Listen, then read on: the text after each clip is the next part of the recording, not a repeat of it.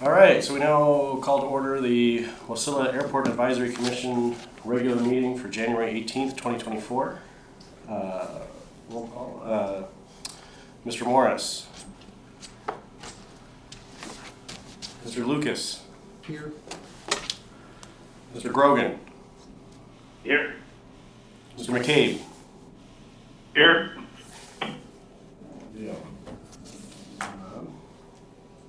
And Pledge of Allegiance. Mr. Schaal. I pledge allegiance to the flag of the United States of America and to the republic for which it stands, one nation, under God, indivisible, with liberty and justice for all.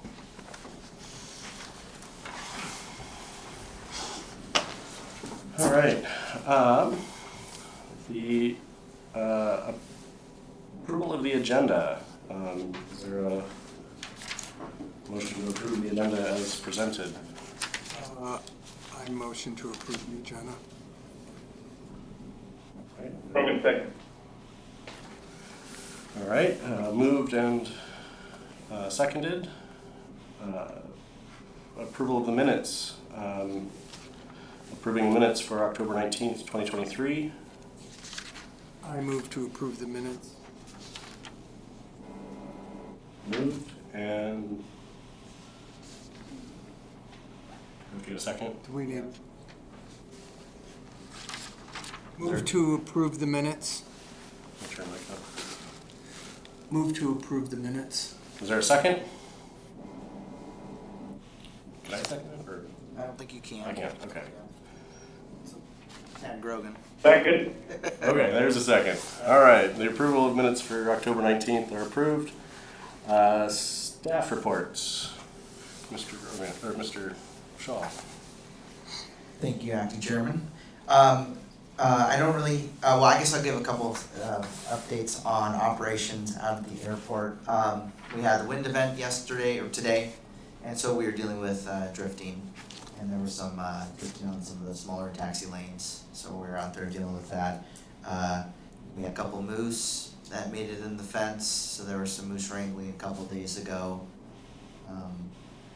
That's about it, just kind of regular wintertime operations, so. All right. That's all we got. Okay. Public comments? Is there anybody? No public comments? Unfinished business, airport rates study on hold. Yeah, so I'll talk to that a little bit if that's all right, Mr. Chairman. So we've had it here on hold for a little while because we've been waiting for that economic review, the document to be created through the master plan. So that is done now, and we're working through preparing for the budget cycle. So I think what I'll be doing is dusting that off here either in February or March's meeting, depending on the broader city budget cycle. We don't have a calendar just yet, so, but it's probably the right time to pick it back up now that we have the document that Northern Economics provided. We'll talk more about that in new business and also the budget cycle. So stand by for a refresh on that. And so if you need a refresh, let me know offline and we can talk about it. But the documents, you know, you've seen those, we worked them. We've done that work together where we kind of, each commissioner came up with a comfort level on different rates within the current rate structure and possibly new ones. So if you need a refresh, let me know, but we'll talk more about it either February or March. So, from Grogan on the phone, we voted on these rate increases. We approved the rate increases. They had not gone forward to the committee. That is correct. They had not gone to the city council yet.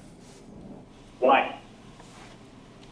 Because we were waiting for the rate study that was just completed by Northern Economics. And so Okay. now that it's ready to go. Point of order. We're a, what's the word I'm looking for? Advisory board we don't need to wait for HDL or other people to come in and tell us what we are not doing. We did study this, we did have it, we did vote on it. It should go forward to the committee without pause. I If the appreciate committee your, wants to pause it and wait for HDL studies, they can do it, but we shouldn't be slowed down from doing our job. well, yeah, I appreciate that perspective. It was the mayor and I who discussed it, so the mayor wanted to have that document done too. And so that's her prerogative. Well, then we should be told as that from the board, because we do work for the mayor and I respect that, so I'm fine with that, but we need to be told this board keeps being left out of decision-making and processes, and it needs to not happen that way. That, like you said, that's the mayor's prerogative, and so that's the order that she wanted to proceed in, so. It is the mayor's prerogative, and I respect that. I just need, the board should be advised of what's going forward. Very good. All right, moving on, new business, Wasilla Airport Master Plan Public Meeting, which I believe happened yesterday. An update on that? Yeah, so, looking in the audience, everyone in the audience attended yesterday. So the idea on this recap is just to chat about the second meeting that we had with HDL for the airport master plan study. Get feedback, impressions, and just talk about what goes forward. Couple important takeaways. FAA was there, and so that was really good for them to see the 40 residents, neighbors, users, interested parties be there. And because they are the majority funder of this project, and so their involvement's important, and they want to know that we're listening to public comment and going through the right processes. I know that there was some feedback from attendees about the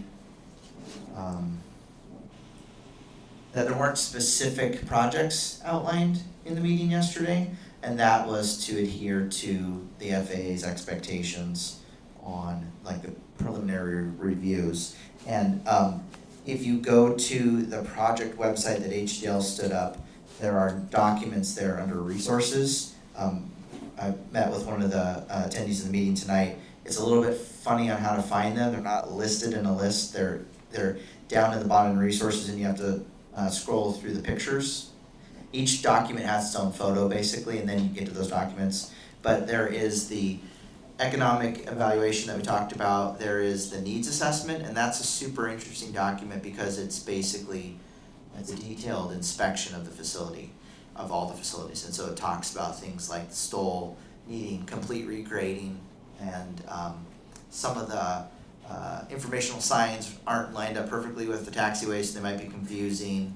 The shoulders don't meet standards for the FAA today, and so there's a laundry list of things that need to be addressed just in the current state of the airfield. And so that's very useful for me in operations. What I haven't had a chance to do is chat with HDL about timing. There's certain things that we can address now, and I just want to make sure that we understand the proper, mechanism through the FAA, since I wouldn't say it's completely related to any expansion. It's just updating it, keeping the facility up to date and in good repair. There was a lot of discussion about private property around the facility and what might be required if the geometries change for approaches or clear zones and stuff. That's basically my takeaway from the meeting. The mayor was there, Nygard, Deputy Administrator Nygard was there, two of my staff were there, and several of the council members, Mr. Lucas was there, Mr. Grogan was there. So that's basically my recollection, and if there's any other discussion, this is why I had this in here today, was just to talk about people's perceptions and if they learned anything new, or if there were comments from the public that were, interesting, valuable, unexpected, that sort of thing.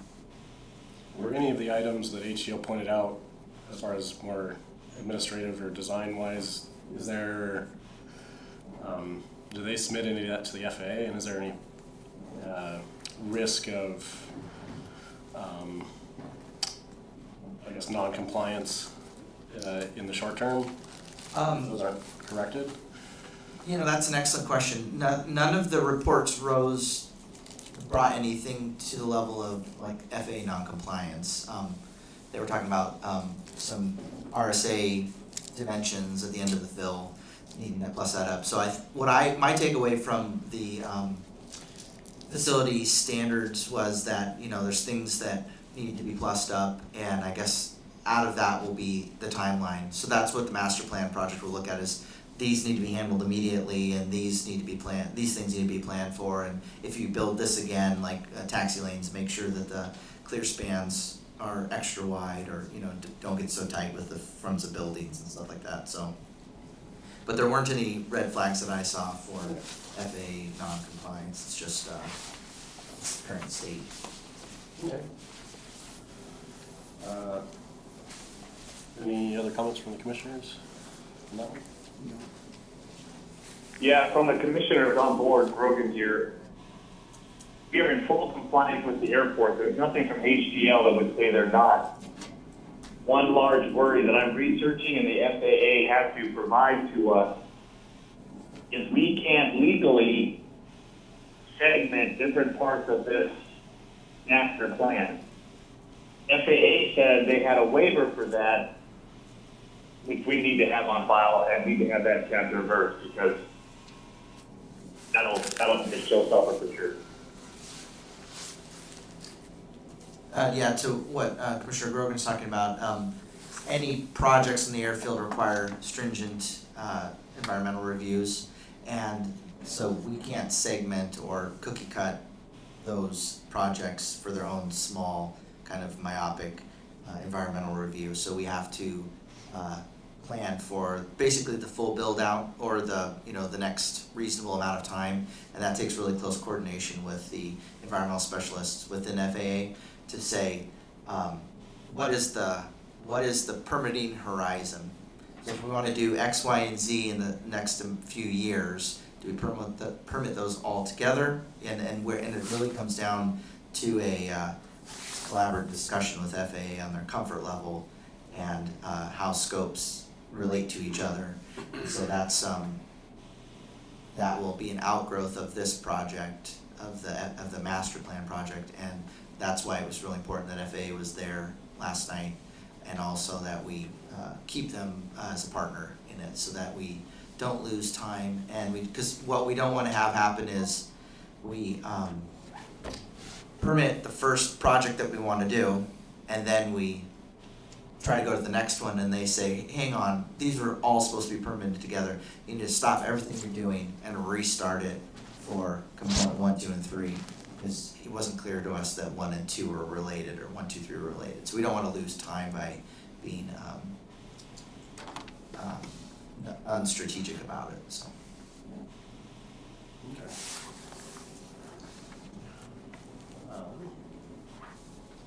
Any further comments from the commissioners? Yeah, I would like to ask Eric, Mr. Schaal, if he would please find out what the economic split is between what the city is paying versus what the FAA is paying. Because they said last night that they're paying 93 or 97.3% of our airport. And I'm starting to get a big feel that we are starting to kowtow for the FAA's money instead of what is right for the city of Wasilla and the Matsu Borough. And we need to be very clear, we need to work with the FAA, but they work for us. We don't work for them. So we need to put the airport in what's best for the city, and then keep an FAA compliant for safety, et cetera, but otherwise we move forward. Yeah, so I can speak to that, Mr. Grogan. So there's two pots of monies. There's our yearly allocation, which is about $150,000, and that comes because of the size of airport we have. The next level is if we have more than 10,000 passenger flights, which we're nowhere, we're not even in that ballpark. So to receive that yearly funding, and they have a second $150,000 that was it's not COVID money, but it's sort of similar to that. So right now we're receiving $300,000 towards operations or repairs, but it's normally just $150,000. To receive that allocation, we have to be compliant with FAA. The 93% cost coverage by the FAA is project specific, and so the master plan is a project with the majority of the monies coming from FAA, and that is required because they don't want to fund projects that don't fit in the master plan process. So if we want to keep getting things paid for like Apron E, which is also a very heavy cost share with FAA, then we have to go through their approved master plan process too. And so we've received, I think HDL said about $10 million in FAA funds in the last 10 years for projects around the airfield. That is only because we've been adhering to their rules and regulations and also following the master planning process that they dictate. So. Did HDL give? Well, not to be a nudge, but we are the city advisory board for our airport, and I think we need to stick to what we need for the city of Wasilla to increase our economic footprint and get to the point. We always stay in compliance with the FAA because that's the safe and proper way to go, but we don't have to wait for the bureaucratic process to go forward. And I was very frustrated last night with the poor HDL presentation and the poor FAA representation. Very poor. Okay. Did HDL give an update? I'm sorry, I didn't attend the meeting yesterday, but did HDL give an update on their timeline as far as where things are at? It feels like, I know it's a slow process, but it feels like it is kind of a longer project than I initially thought in my own head. Yeah, they did. They had a Gantt chart with dates on it. I was at SIND back to the room, so I don't recall what the next benchmark is. They'll be working, because they've done the conditions assessment, they will be working on those projects first, right? So they'll have a document that says, based on this conditions assessment and the current forecast aircraft for the facility, these are things that you need to do. And they had, do you recall, I'm not looking at Ms. Nygard, do you recall what the next benchmark was? Okay, well, I'll get that and I'll share it with the board so that, you know that. Do they have current plans to make another presentation to? Yes, absolutely. So they're transitioning from phase one, which was this like fact finding they did. One of the reasons that the schedule was delayed was because we were really pushing them to have a lot of interviews. They were out there in person, trying to meet with every user group out there. They beat the bushes a lot more than they have for other airports, but that took more time. So we set up interviews and tours, and they stood by the gate and found people to talk to and stuff. So, because we wanted to capture all of the users and not miss the flight counts that we needed to have as accurate as a forecast as possible for the FAA. So now they're moving to phase two, and there'll be quite a few there'll be more public meetings than we've had in phase one, because they will start to propose initial improvements, layouts, changes. You're well aware that we want to extend the runway, so that'll be right off the bat some proposed geometries for that. That's what I think a lot of the visitors were expecting last night, and I don't blame them. One of the reasons that wasn't at the meeting was because they have to put a bow on phase one. So phase two is where the design geometries are shared with the public, and we get feedback on that. And that's one of the reasons that they had the big roll plots out and said, draw your ideas here, because those will funnel back into the things that they've already started collecting for suggestions. Are they, I assume with increased surveillance and I guess fact-finding and interaction with the public, there's also an increased cost to that and everything. Are they pretty transparent with the added cost for research and asking questions and things like that or are they on a fixed budget for phase one? So they stayed on budget with phase one. It was just time that was lost schedule-wise. We've signed the contract amendment to go into phase two, so they have a fixed fee for that right now. Okay. Deal. Is the board going to see that contract amendment? Is the board going to, or did they, what was your question, Mr. Grogan? Well, if we're going to do another amendment, so, again, I know I'm being permitted. We're not, I don't think our city's getting $400,000 worth from this HDO company. We have a company that's outside the Mat-Su Borough, that's working in pocket with the FAA. They're not putting the best effort forward for what I think the Mat-Su Valley and Wasilla Airport wants. They didn't call all the stakeholders. They didn't call all the people who have tie-downs out there. They haven't done the due process of what we need to go forward with this, and I haven't seen anything come through the board with HDL besides them telling us what we have to do. It's not a good process. And we're taxpayers should be livid with what we are not getting for our money.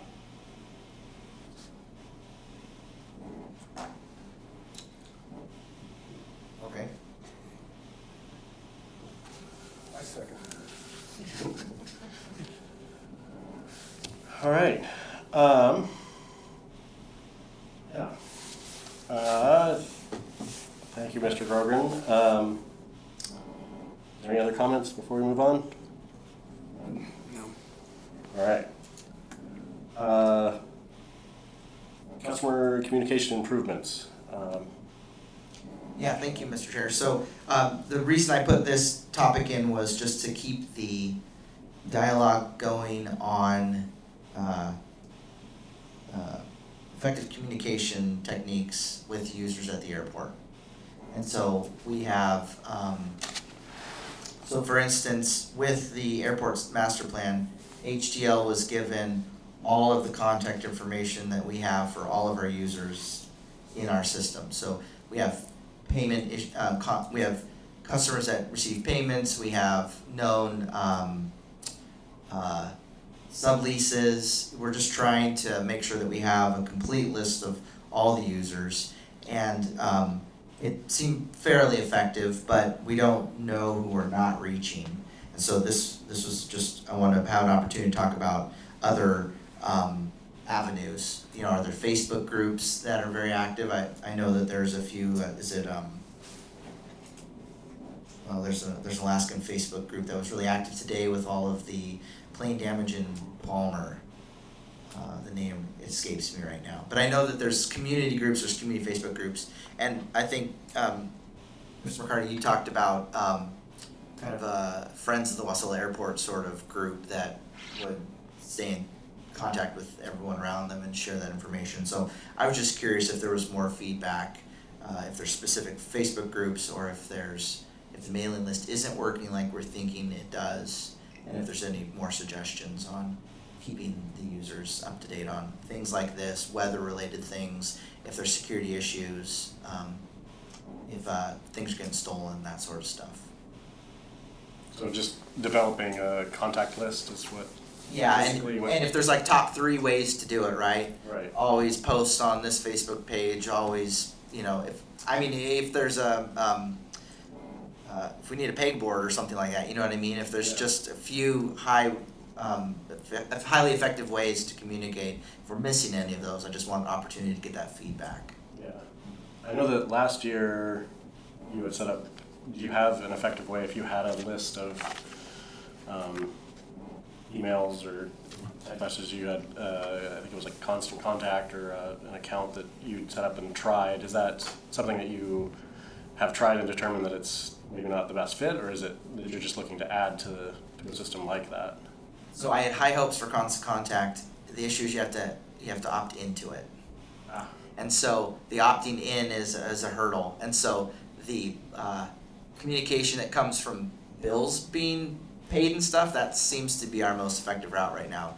If you have a bill coming to you through our finance, so I lean on one of my finance clerks pretty heavily to get the most accurate mailing addresses because of bills. And so I was hoping Constant Contact would be a little less like pay your water bill sort of relationship, but the opting in kind of put the kibosh on that. So we're kind of where we were back when I thought we'd be a little bit more effective with Constant Contact. And so that's why I think that'll probably never go away. The business relationship where you need to make sure you're paid up is always going to garner people's response, right? But if there's also like social media, or if there's just something else, I just don't want to miss those opportunities. Yeah. Any comments from the commissioners or any ideas? I don't know that I have much to add as far as I think that the pilot community is pretty diverse in our thoughts and technical abilities. And I don't know what would be the most effective way to communicate to the community. I thought that the electric sign helps. If people are checking on the airplanes and they come by and they see that sign, that might draw some people in. It's better than a newspaper ad, and text messages, I think, are better than email these days. But the electric sign reminded me, and some friends of mine that may not be too tech savvy, so that's good. I appreciate that comment, and I was kind of thinking to myself, when Beacon Street was the only access to the airport, there's that huge boulder that says City of Wasilla on it. It now faces the wrong way, because everyone uses aviation, right? So I've often thought, man, can our loader pick that up so we can turn it? And then I go about my day and I forget about moving the sign. But I wonder if we need to invest in a small reader board, kind of like what Nygard has along the road, and make it a constant communication point versus wheeling out the roads, construction sign, putting it by the railroad tracks, that sort of thing. Maybe we have a more constant reader board that kind of mimics what the Nygard does, and just turn that into the welcome to Wasilla sign. If we find that it's pretty effective for people driving by to kind of get an update, so. What kind of messages would you imagine either displaying or sending out in a text form or in a short social media ad? Like, is it mostly like snow clearing and maintenance related, just sort of not quite NOTAM level, but maybe slightly below, that could kind of like just give an update on like snow clearing and mowing operations? Or Yeah, that's an excellent question. I definitely don't want to get into the NOTAM Right. field, but I think, we definitely leverage it for when we're having public meetings, right? I think it would say that there's an AAC meeting tonight, right?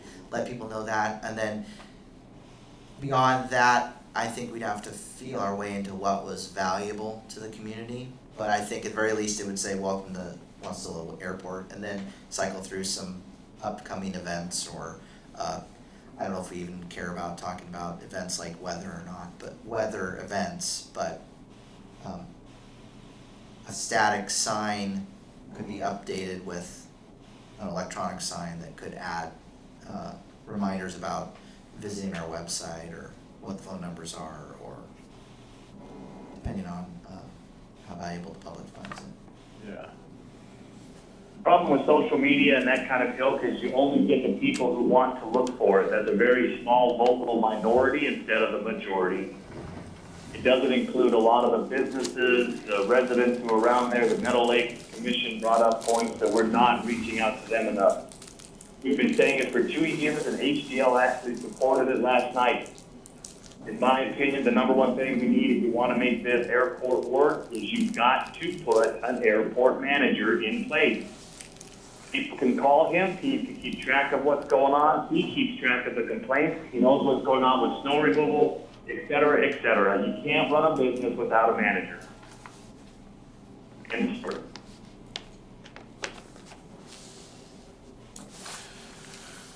Yeah. Yes, thank you, Mr. Grogan. I think that's it's definitely good stuff to think about as far as communication.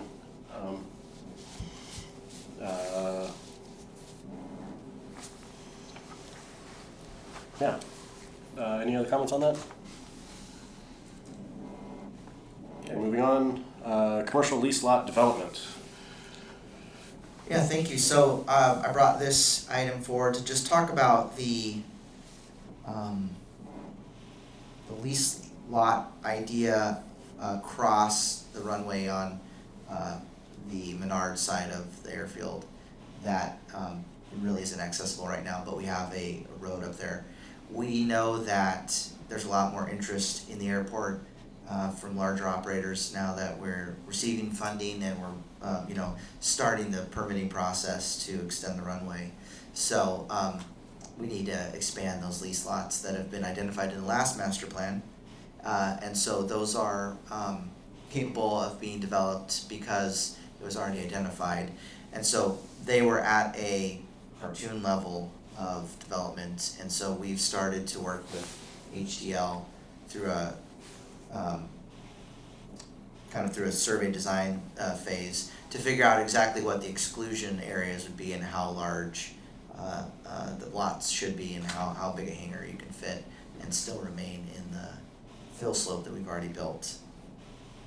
So we're looking at 200-foot wide lease lots, 270 feet deep. That would allow for about 150 foot, I think it's about 150 foot deep hangars that would stay outside of the clear zone that's required for a 6,000 by 100 foot runway. So we're feeling pretty confident that that level of development will not preclude us from the commercial use that we're looking for. So we're going to start to develop those lots and figure out how to get those out to the marketplace. Okay.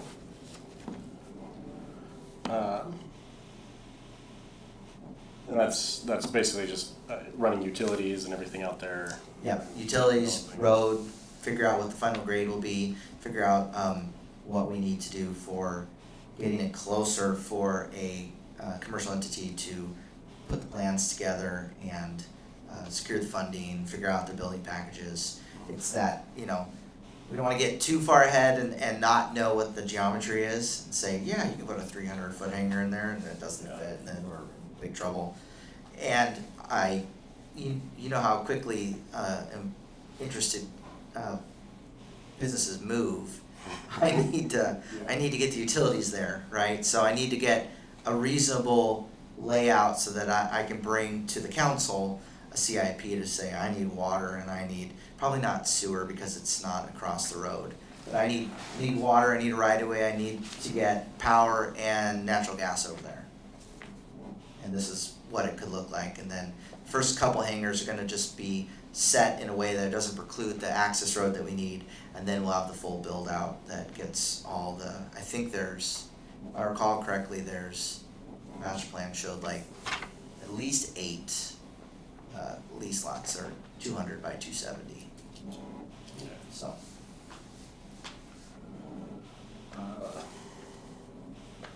Thank you. Any comments from the commissioners?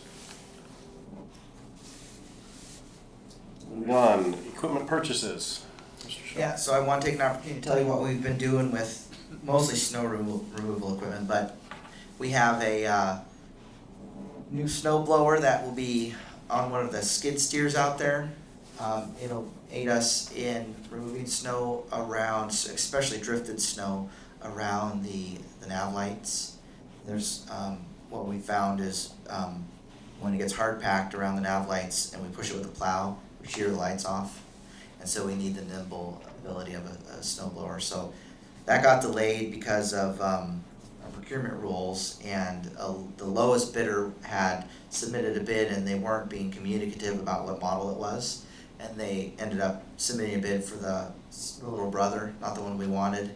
That took a bunch of time to get them to tell us serial numbers and the model number and all this stuff, and so we finally had to say that's not responsive. So we've got the larger Erskine blower that we wanted from the beginning, so that is being appropriated on the January 22nd meeting, because it's over the $30,000 threshold that the mayor and I can sign together. So it's like 35,000. And so that should be approved next week, and then we'll get it coming our way. And then we have two metal blessed plows out there, big box plows, and the backup plow broke. It's been held together with a bunch of re-welds. Our crew's pretty savvy at rebuilding equipment, but it's at the end of its life. So we're going for funding to get another one of those, so we have two plows again. And then we have a request for more funding to buy a set of forks for the loader that's out there for emergency response. We did for loading and unloading trucks and airplanes and whatever else we need to do, but we did a tabletop where there was a natural disaster that cut us off from the anchorage, and then the question was, if emergency flights started coming in and out of Wasilla, could we offload planes? And we said, no, we don't have forks for that loader, so we're gonna buy some forks. So that's the equipment purchase update for tonight. All right, thank you very much. Public comments. Is there anybody that would like to make a comment?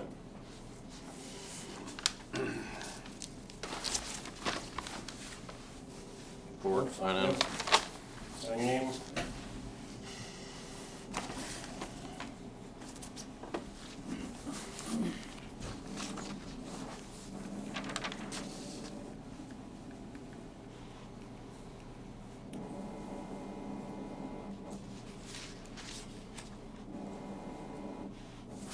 Good evening, Mark Bingley.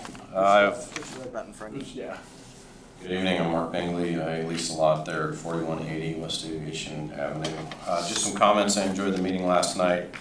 It was informative, and I have a better picture of what's going on at the airport. I did have some questions, and this is probably not the right forum to get answers back, but I appreciate Commissioner Grogan's comments on doing what's best for the city, the borough.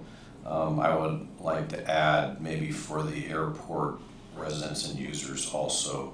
I don't know what's best for the borough and the city, and I'm not sure is that defined in the master plan of what is best for those entities. I'd like to hear that answer. Is it fiscal or is it emergency response? There's different ways to look at that, or is it for the best for, as a factor for all of the general aviation private pilots that currently use the airport? Or, I don't know, that would be an answer I'd like to hear back at some point. I can talk with staff later.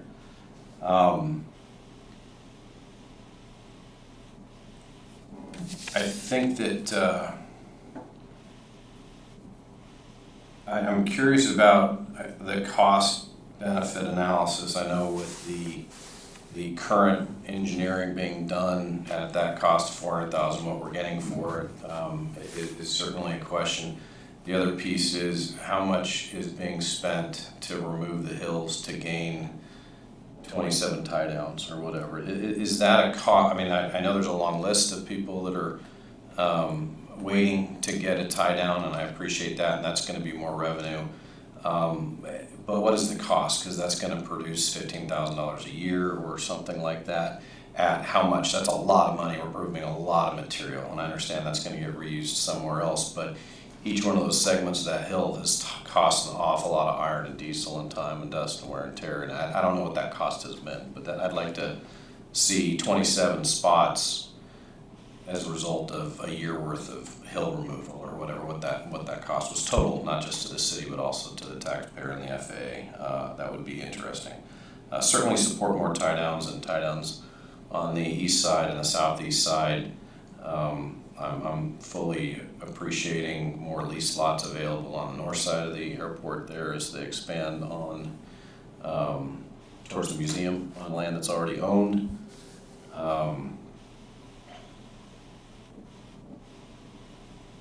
I like the idea of having signage out there. I mean, a lot of people use social media, but some don't. I get contacted about billing, so that does work on if my credit card has been, denied or something like that. The signs work because we're always driving in and out and seeing a sign. So improved signage about meetings or whatever else doesn't hurt. The Nygard sign does work. I drove by that all the time. Some other signage would probably work for updates too. Just more information, better. And when you change and update, hey, if there is going to be a Facebook page for the airport, or make comments about the airport manager position, or hey, we're hiring an airport manager, tell a friend, or whatever, that kind of thing. You could have some messaging there, and I think it would be good to see. I think the comments that I heard last night also from the representative on the scenario or emergency situation and bringing in food and supplies via the airport. Is there any type of emergency planning involving airport being a node for fixed wing airport delivery of food versus rotary or other things? I don't know. I'd like to see that as far as emergency planning. It certainly sounded last night like we needed a giant warehouse and stockpile today, not make a plan for 10 years from now to have a 6,000-foot runway for an emergency that might or might not happen in 20 years from now. But if we need that now, that's emergency planning that I think would be beneficial. And there's other ways to skin that cat. They could be Chinooks, could be something else. If it's that big of an emergency, it might be rotary aircraft from Anchorage or some other way, I don't know. But I entertain discussion on how that could be used. And certainly I have space at the airport if there's an emergency and somebody needed to park or whatever, we would probably offer that kind of thing up, or space or tie downs or whatever. But I think that's a completely different discussion, but it didn't seem like there's a button on that anywhere about emergency planning as the airport as a node. And it probably bears some thought in the future if that's to the benefit of the city and the borough. And I'll stop there because I'll save your time. Thank you. Thank you.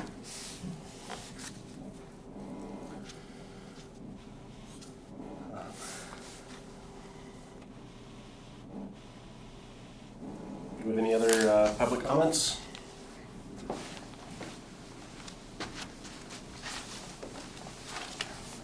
Yeah.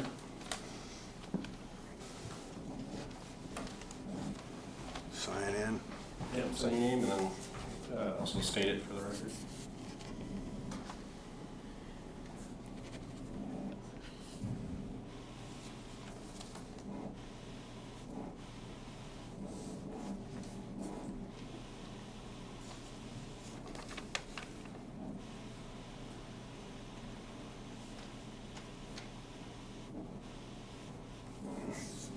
Red button. Green there? Turn green. Hello? Push it harder. Yeah. There you go. Oh. Hey, good evening, I'm Harry Sola. I'm an airport user, just have a tie-down spot. But I'm interested in the occurrences.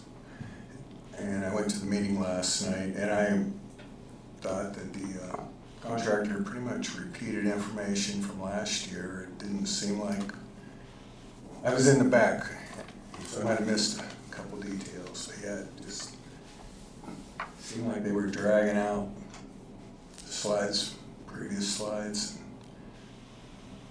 And I talked to the FAA representative, I forget his name.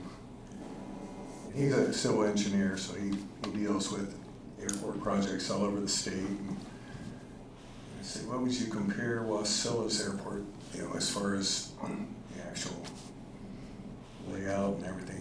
He thought our Soldado was a pretty good comparison that we could use enough.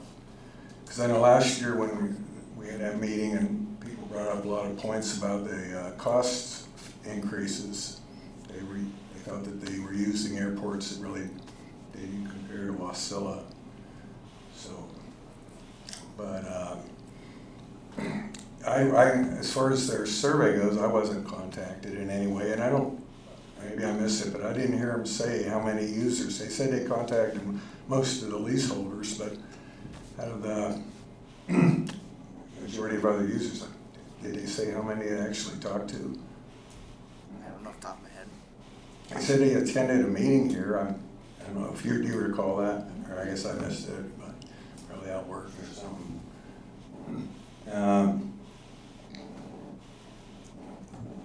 As far as communication, on the website, the city website for tonight's meeting, there's no list of an agenda or information. Is that, maybe it's in the newspaper? I don't know. I just looked. I think the morning radio show girl mentions a lot of civic meetings. She may have mentioned it, but she's a good, it's 650 radio. She's a good person that likes to put out the civic information about getting people, making people aware. And I talked to you, Eric, about the loader, the scraping, and you didn't mention that in your equipment purchases, anything about it. Put some feet on that blade, but, and the 1 inch snow requirement. But I'm sure you made a note of it somewhere. But and I agree with Mr. Grogan was saying that, FAA has its ideas. The Airport Advisory Commission should be included into all of them and be considered an important part of the recipe. And one other thing, I don't know if they talked about, I heard it mentioned at a meeting last year. What about the airspace? Because I asked that gentleman from the FAA, and he's like, I don't deal with that. But as far as airspace studies and future approach paths, and how it would affect existing airports, and the environmental noise and such. So did they talk about that much? Because I didn't hear it. I think it's, if you're talking about bringing larger, higher powered aircraft, noisier aircraft, it's something that should be considered. I mean, especially considering the volume of traffic. And one other thing, as far as users go, he said they kind of excluded off-airport, non-local users. And Wasilla's used by trainers from Anchorage and Palmer and even up country a little bit. From what I heard, they didn't even consider them in their study of activity, and that sounded kind of odd. But thank you. That's all I have. Mr. Zoll. Is there any further public comment?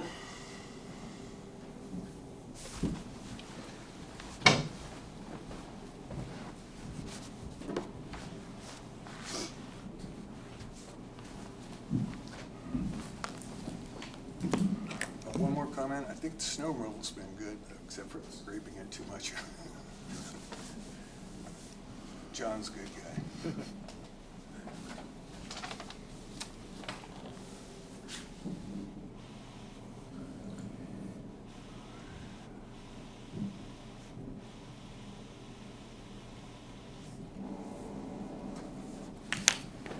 Good evening. Good evening. How much time do I have? 5 minutes. And 5 you minutes. state your name as well. All right. I'd like to comment on the acoustics and the volume. It's very hard for those of us that are hard of hearing to hear what was going on. I'm afraid I only probably heard about 30% of what was going on. So what I'd like to do is tonight talk about 3 or 4 things here that happened at the meeting last night. Can you state your name real quick? Say again? Your name? Oh, Jerry Walton. I put it down here. Sorry, I forgot. Jerry Walton? Thank you. Walton, yeah. Walton, thank you. Yeah. So through the chair, if I can go ahead and start Yes. the discussion. At the meeting last night, and I was a little dismayed at the presentation that was made. Without having seen the contract that the contractors you have, it appeared to me that they were pretty much diminished in their presentation. And primary area that I would be concerned about was the area of how they contacted people. It looked like there was a concerted effort in contacting people who are users, whether they're renters, whether they're tie down, things like that. But in this case, there are many other people impacted by what's planning for the airport. Whatever they're going to plan. You got stakeholders, you got primary stakeholders and secondary stakeholders all around that haven't been contacted. Never even heard about it. I'm a member of the Meadow Lakes Community Council, and that council butts right up against the airport, and we've never heard anything about it at all. So the point I'm trying to make is the contractor did a job in one area, relatively good, but not a very good job in the rest of the area. And this is important because part of this process that goes on when you're dealing with the FAA here is you're going to be subjected to the NEPA process. And this project could be an EIS, but I expect it could be handled properly, gotten by with just an EA. FAA, when I asked that question, said they had categorical exclusion, and we were talking about the categorical exclusion because of how they were doing segmentation to the process, which is illegal. They can't do that. So they said under this they have a categorical exclusion. They're going to get a copy of that to me because I don't know what they put in for their department as far as their categorical exclusions. But this process that you're going through, and I want to make it real clear that I'm not speaking negatively on the process of improving the airport. I support the airport. I'm an aviator. The airport is substandard. The runway, taxiway widths are an issue. Approach lighting, all those sorts of things that needs lots of things like that. Some of the questions that's going to push this into an EA or an EIS in the NEPA process is expanding to a 6,000-foot runway. That's going to be the real kick because you're going to include so many other people in that process. That. To give an example, Pebble Mine was shut down because of the EIS. And that was just because people didn't agree with it and made cases for it. So this is how serious this could be. And I hate seeing the city of Wasilla get involved in the FAA as deeply as they're looking at trying to get involved with them. And the lure of the percentage of money, I don't know what it is now, 70, 80%. Can you enlighten me on what it is for the airport? 93. 93? Well, nice. So the lure of that is pretty high, but what happens is you end up giving all authority and operational ability to the FAA, to the point that they're even telling you who you can rent to and what kind of activities can be there. Might be something quite phenomenal that's very beneficial for Wasilla, but they may shut it down if it doesn't apply to their standards. Excuse me. How much time do we have left? 1 minute. 1 minute. The other point I wanted to make is I think the commission here would be really best serving the community by working on how to fund and pay for the existing and minor improvements that we need at that airport and make it not necessarily profit sharing, but at least a break even point.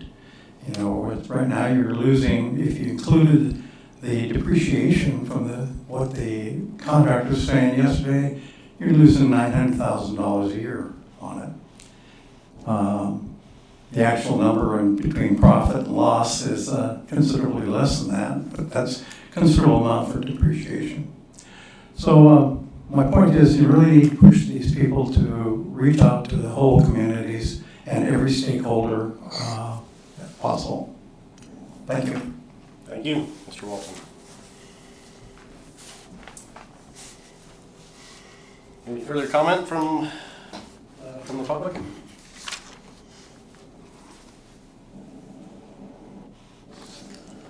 All right. Moving on.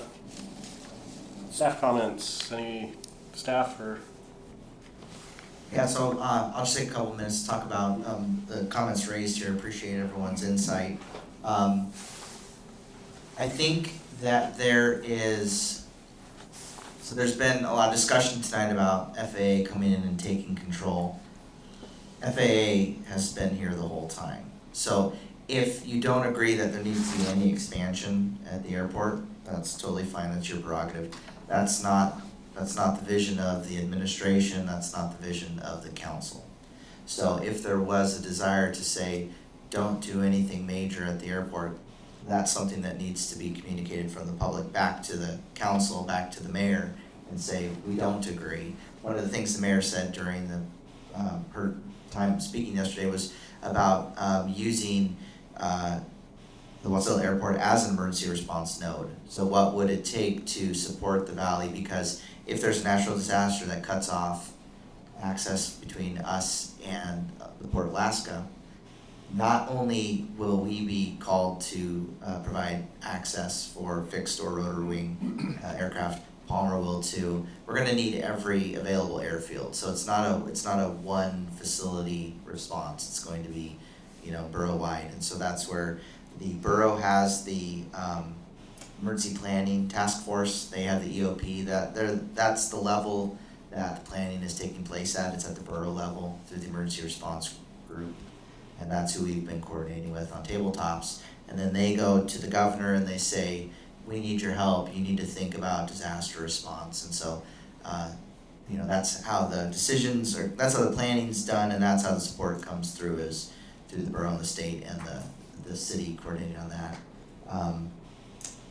There's one other point I was going to bring up. I appreciate the information about the Meadow Lakes Community Group. We'll definitely have them as a stakeholder as we start to communicate the plan construction. The new master, what am I trying to say? Phase 2 of the master plan, we'll definitely have them included.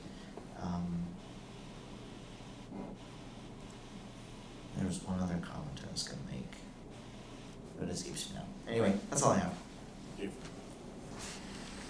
Thank you, Chair. I just wanted to make a few comments from the administration and then also from the economic development side, which is the job side. A couple things. One is the last time we did a master plan was 10 years ago, and if you've bought a house and you've made improvements and you go to get a bank loan and you have an as-built survey from the original construction, every bank requires that you have a new as-built survey. And so this is really a process, even though it's quite frustrating to go through.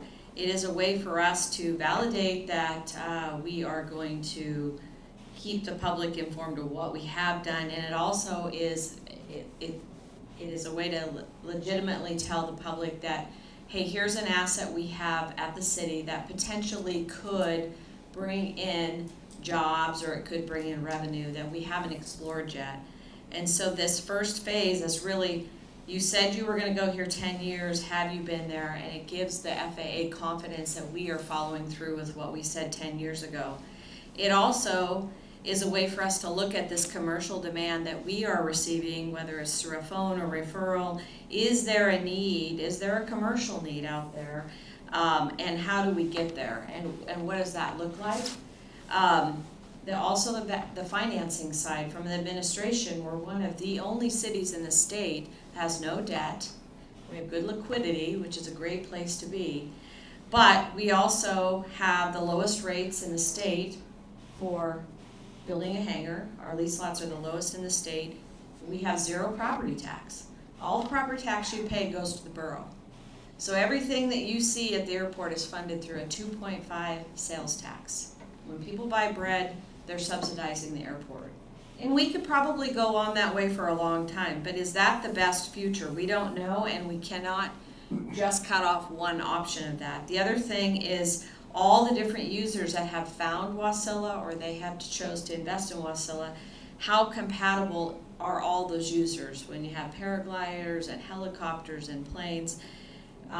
The governor's looking at the security task force. They're calling saying, can the airport in Wasilla play a part in the security of food supplies? So there's a lot of different components that this plan should include.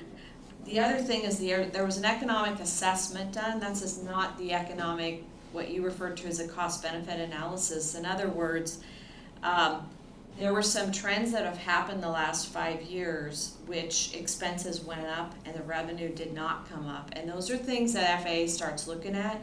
You can lose money for 7 or 8 or 10 years, but after that they start saying, why are your expenses keep going up and your revenue is not? We have to be able to answer those questions. So, Mr. Grogan, part of the delay was, I will take credit for that. When I saw the economic assessment that came, there was a little bit of pushback. I come from the private sector. I want to know exactly why our revenue is not keeping up, our expenses are exceeding. Is it a high maintenance year because of snow? But we have to be able to say why our expenses are not being controlled and why our revenue is not having any kind of methodical way of keeping up with those expenses. And the last thing is, as an advisory, things that I would suggest you start talking about, Mr. Grogan, is airport manager. That's something that the FAA is not going to fund. And how much of the investment should go to the airport when you have these other projects in the city like water and wastewater? Where does the airport fit into that? And start making those suggestions. It may just be bring power or increase the lighting. Whatever that looks like, we are totally open to those suggestions, but it would be disingenuous for us to say we can do all this without making sure we have the confidence of the FAA, the stakeholders, the possible financiers, like different agencies that have contacted us about financing leases or commercial leases, new people that are coming to set up commercial businesses. So this is the first phase is really in the environmental business. I would say it's the remediation, is where have we been, and this next phase is where are we going. And so it's super, your point about having all the stakeholders there is really, really going to be important this next phase. And you know, I would just say the contractors are only as good as we keep pushing back and making them. It's this kind of dialogue that helps that go forward. So, Mr. Grogan, I hope that answers some of your questions. I know you get really frustrated. Coming from the private sector, I can tell you it is very frustrating sometimes, but it's part of the process, and I think you'll see the return on the investment is going to be greater than doing nothing. Thank you, Ms. Nygard. Any comments from the commissioners?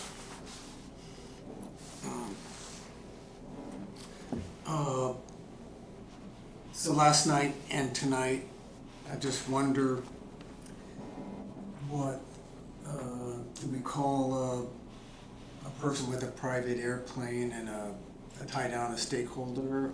Okay, there's a lot of those people out there. What they want to know is, I think, can I tie my airplane down next month? How much is it going to cost? And how much is it going to cost in 10 years? Yeah. And tie all the business together. You know, we have to have mechanics to fix things, and they pay also. The rates go up, their rates go up. And so there is that basic level of people that have a plane, and they want to be able to afford it. And I wonder why I keep looking up when I think about Mr. Grogan, but looking up to the sky, he's probably over that way. Anyway, so there's that basic level, somebody with a little cub, and then thinking about each 1900s and 737s. So, that's my comment. Thank you. Any further comment from the commissioners? Yeah, Grogan getting more work in. So, real brief, I'm not trying to cast aspersions. We have a process, we have rules we have to follow. And while that might cause me frustration, it doesn't mean I'm against the process, how we do it. But to answer people in the public, answer my number one concern is going to be for the general aviation and the enhancement and the betterment of Wasilla and the Matsu Valley. But when I look at stuff like we keep letting the tail wag the dog with the FAA, we should go forward with this airport manager. There's no question about that. You don't know what we don't know. And we need somebody with boots on the ground who can literally see the snowdrift coming up, aircraft flown across the ramp, and how to do emergency procedures, how to put those emergency procedure plans into place. So yes, I want it to be fiscal responsible and really do well for the Matsu Valley, which it will. I want to have the emergency response process, which is my background. But the number one is to enhance the community of Wasilla and the Matsu borough. So we just have to watch out. The FAA, there's lots of grants out there. We will abide by the rules. We will do what we need to do for safety of flight and keep the general aviation out there. But we need to do what's best for Wasilla, not what makes the FAA bureaucratic nonsense move forward.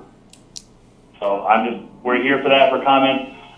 But for the commission, we have got to put forward to the city commissioners this rate increase. That was 8 months ago. And all ACLs did was say what we already knew. We have a 20-year plan that hasn't changed or gone forward in 20 years. And here we are spending $400,000 for another 20-year plan, which we're not implementing. We need boots on the ground to start making it work forward and start going forward. And with that, I wish all the guys who work in the city Godspeed, because I know you got rules and what we're doing right. All right. Thank you, Mr. Grogan. Question.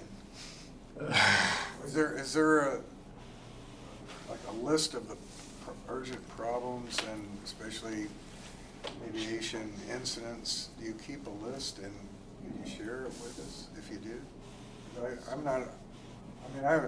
everything I've seen here is pretty minor. I'm not aware of any major safety issues that are going on. Maybe I'm just not aware. But, and is there a recording? Yeah, I'll talk to you offline. Did McCabe have anything? Mr. McCabe, do you have any further comment on? Yeah, so I appreciate everybody being there tonight. I appreciate all the comments from the public. I just think we need to keep in mind that unless we want to charge huge amounts of money for tie-down, the only possible way to continue with this airport is to find some commercial entities that will help us pay for things such as ramps and snow removal and security and fences and all those things that keep our airplanes safe and our operations safe. I've flown into thousands of different airports and everything from the 747 all the way down to a Cub. And I have to tell you, unless you're operating off your own private airstrip that you maintain yourself, we have to find a way to gain revenue other than the citizens of Wasilla's property taxes or sales tax, I'm sorry.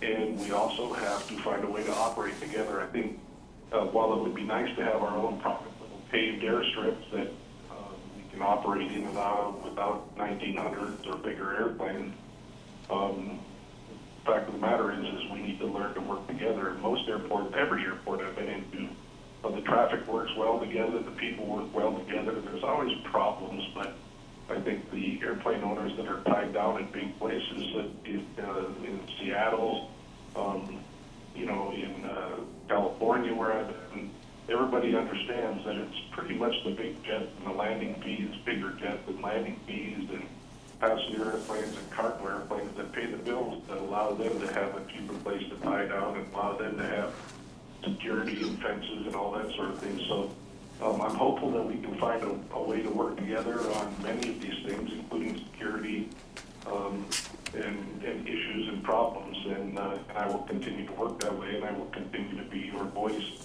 at the airport, no matter which direction we decide to go. But I think we need to be a little pragmatic about it. With that, I thank you all for your participation tonight. Thank you, Mr. McCabe. I have no comments to add. And with that, I think we will adjourn. the Airport Advisory Commission at 7:10. Motion to adjourn. Oh, motion to, oh, sorry. All right. Kevin McCabe. Has left. Okay. Okay, sorry, procedurally messed that one up. Yep. All right. So your one question before we move on is, each tie down costs $144,000. Did they ever talk to you, this HDL? No. I see that. So, your question